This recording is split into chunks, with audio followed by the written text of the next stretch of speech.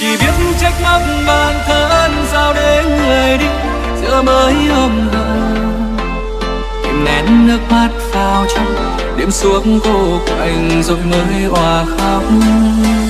Cầm ước nếu có thể quay về với ngày xưa sẽ mãi giữ người, giờ mất đi mới hiểu tôi nỗi đau nào hơn phải xa cách giờ.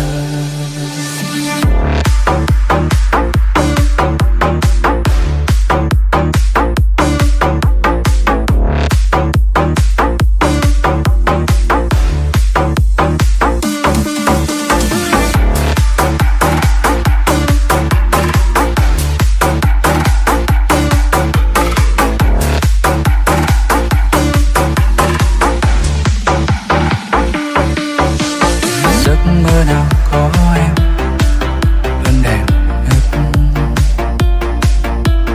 cũng sẽ là nỗi đau làm anh đau nhất.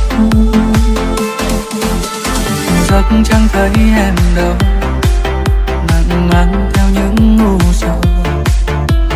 Nước mắt rơi em cũng có quay về được đâu. Muốn nhắn rằng nhớ em lại thôi,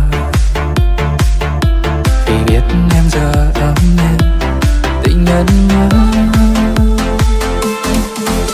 Ngày cũ đã quá xa xôi, làm sao có tư cách ngỡ lời. Giờ họ biết sẽ phiền đến em nên anh đành thôi.